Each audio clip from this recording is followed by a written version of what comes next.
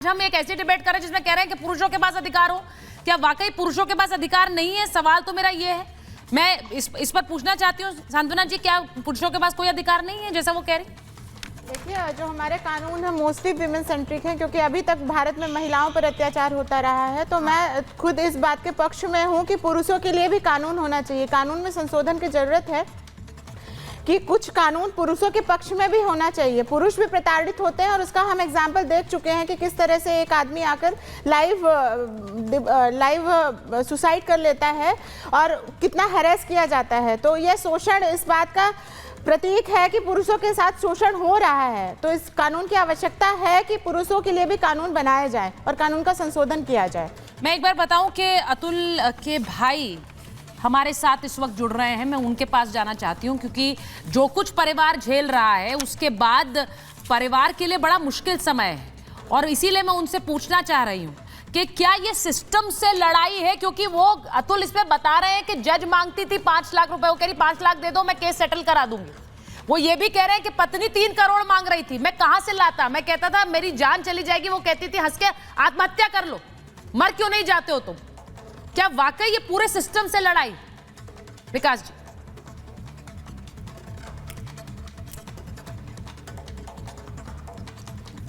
क्या विकास जी को आवाज आ रही है?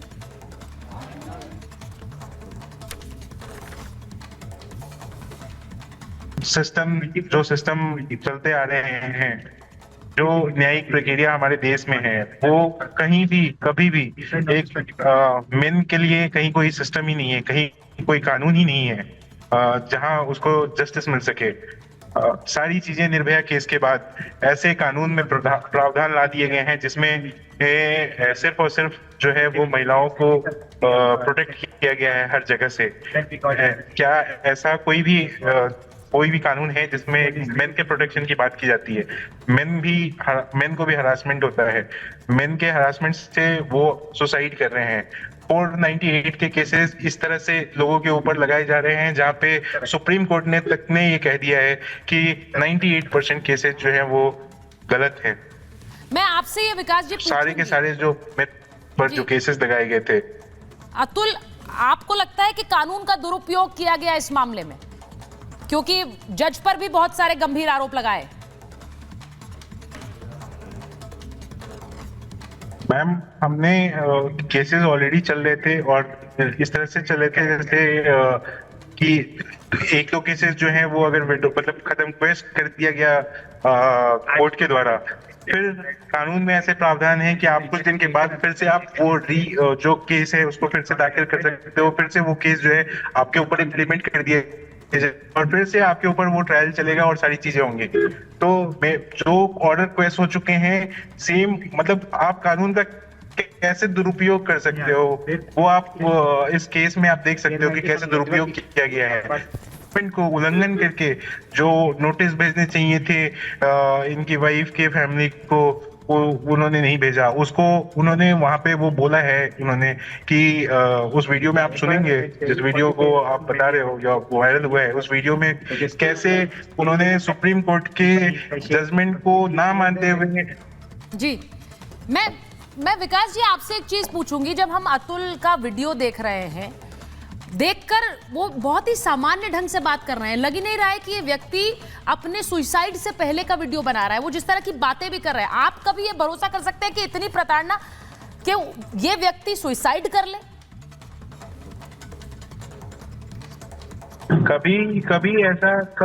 कभी ऐसा उससे बात करने के बाद किसी भी सिर्फ मैं अपनी बात ना करूं, मेरे फादर भी कभी ऐसा नहीं सोच सकते थे। वो जितना अच्छा था और जितना हिम्मत वाला था उतना शायद मैं भी नहीं हूँ, क्योंकि मैं कहीं कभी फंसा हूँ कहीं किसी चीज में, तो वो आके मुझे कहता था कि आप ये कह रहे हैं कि आप इस बात पर विश्वास ही नहीं कर पा रहे हैं क्योंकि वो आपको भी एक तरह से एनकरेज करते थे। मैं एक बार सुनवाना चाह रही हूं फिर से कि अतुल ने अपने वीडियो में अपनी पत्नी पर क्या गंभीर आरोप लगाए, जरा इन्हें सुनिए। मेरी पत्नी ने कुल 9 केसेस जहां तक मेरी जानकारियां डाले, 6 लोअर कोर्ट में, 3 हाई कोर्ट में। एक केस मैंने हाई कोर्ट में डाला है जुरिस्डिक्शन का। चाहूंगा कि इस मेंटेनेंस केस में मेरे पत्नी की डिमांड मुझसे 2 लाख रुपए प्रति महीने ठीक, 1 लाख रुपए मेरे 2 साल से कम उम्र के बच्चे के भरण पोषण के लिए और 1 लाख रुपए अपने भरण पोषण के। इनके फादर के डेथ के कुछ महीनों बाद इनकी मदर एक्टिवेट हो गई और मेरी वाइफ ने प्रेशराइज करना शुरू किया मुझे पैसा देने के लिए। तो सबसे पहले इन्होंने 3 लाख रुपए मांगे मई 2020 में ही। तो पत्नी पर जो गंभीर आरोप लगा रहे हैं, मेरा सवाल यही है कि जो उन्होंने कहा, अब सीधी बात यह है कि वो पत्नी पर गंभीर आरोप लगाते हैं कि वो पैसे मांगती थी, वो मजाक बनाती थी और कोर्ट के अंदर मजाक बनाती थी और जज कहती थी कि क्या हो गया, पत्नी तो है तुम्हारी। ये वो खुद बता रहे हैं इस वीडियो में कि पत्नी तो थी, क्या है, अगर मामला चल रहा है तो इसमें कौन सी बड़ी बात है। वो कहते हैं मैं पैसा नहीं दे सकता, तो जज कहती थी तुम्हारे पास होंगे तभी तो वो मांग रही है।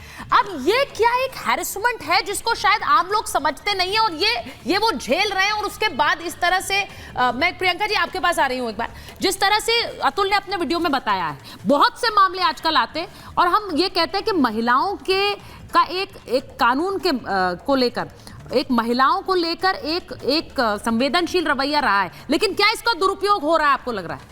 देखिए, एक्सेप्शनल केस होते हैं, इसमें कोई एक्सेप्शनल केस होते हैं, लेकिन अगर आप ये कह दें कि सारी महिलाएं जो हैं वो फेक एलिगेशंस लगा देती हैं, तो ये भी मैं एक्सेप्ट नहीं करती हूँ, क्योंकि मैं फील्ड में काम करती हूँ। मैंने ऐसी महिलाओं को भी देखा है जो 80 साल की हैं, वो आज भी कोर्ट में लड़ रही हैं एलिमनी के लिए, लेकिन उनको एलिमनी नहीं दी जा रही है। आप बात करते हैं, ठीक है, आत्महत्या की है, लेकिन मैं ये भी कहूंगी कि किसी भी परेशानी का हल आत्महत्या नहीं होती है। बहुत सारे केसेस ऐसे भी होते हैं जो आपने देखा होगा, लड़के लड़कियों को भी मार देते हैं सड़क पर और खुद भी खुदकुशी कर लेते हैं। तो क्या हमारी सिंपैथी उन लड़कों के साथ भी होनी चाहिए? ये सिर्फ सुसाइड करने से, अगर यही उनकी पत्नी सुसाइड कर लेती तो क्या हम सब उसकी फेवर में हो जाते?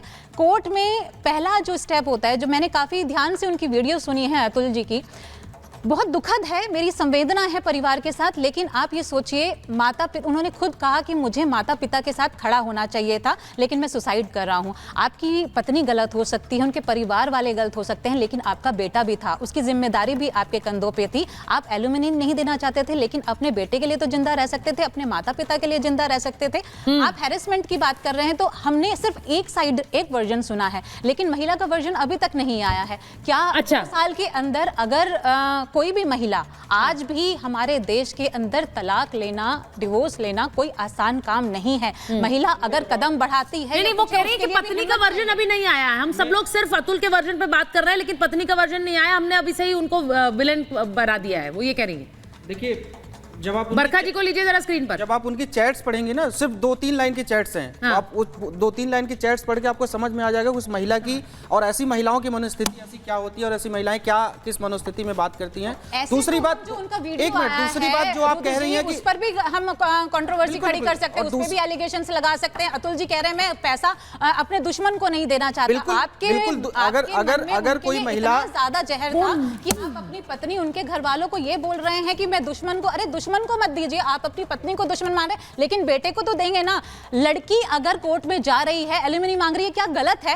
क्या अपना हक मांग रही है वो गलत है? आपने सारा नहीं, एक मिनट प्रियंका जी वो ये नहीं कह रहे हैं कि वो गलत है। मेरा सवाल देखिए, बहुत से लोग ये पूछेंगे, कि अगर महिला कोर्ट जाकर एलिमनी मांग रही है, पैसा मांग रही है, वो गलत है कि नहीं? आप उसी पॉइंट को उठा रही है, लेकिन एक व्यक्ति अगर खुदकुशी कर लेता है तो वो किस हद तक प्रताड़ित होगा, क्या ये नजर नहीं आता है उसमें? अगर सुसाइड की पॉइंट ऑफ व्यू से आप ये बात कह रहे हैं, लेकिन अगर वही महिला, वो भी कितनी प्रताड़ित होगी। हो सकता है वो सिर्फ अपने बच्चे के लिए जिंदा हो, वो ये सोच रही हो मेरा छोटा बच्चा है, इसकी देखभाल कौन करेगा, और उस बच्चे को उस पिता से बात भी नहीं कराई जाती।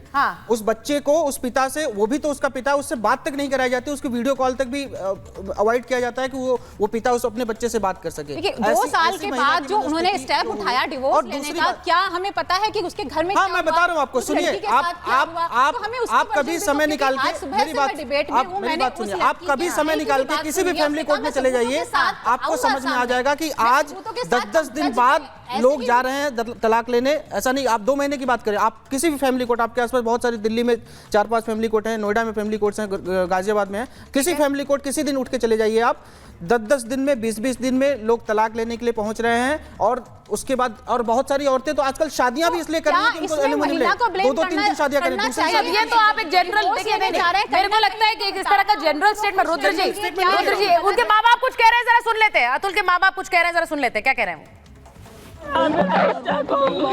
मेरे बच्चा को टॉर्चर बहुत किया गया है। मेरे बच्चे को इंसान लगता है कहीं ना कहीं हत्या की गई है। टॉर्चर करना भी एक हत्या है। मेरे बच्चा को बहुत टॉर्चर किया गया। मेरा बच्चा बहुत परेशान हो गया। मेरा बच्चा बहुत परेशान। क्या चाहते हैं, क्या मांग है सरकार से? यही मांग है कि कानून व्यवस्था सही हो, मेरे बच्चे को इंसाफ मिले। चले गए बुढ़ापे का सहारा चले गए। हमको कोई आश्वासन अभी नहीं मिला है। हम लोग तभी वहाँ से आए।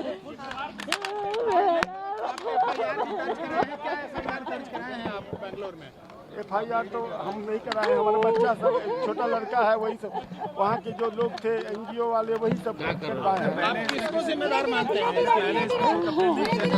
हमारा बच्चा तो हरदम जाता था, हरदम हर समय जो है कितना बार किया होगा उसका कोई। आप सुन रहे हैं कि अतुल के माता पिता हैं जिनसे बात की जा रही है।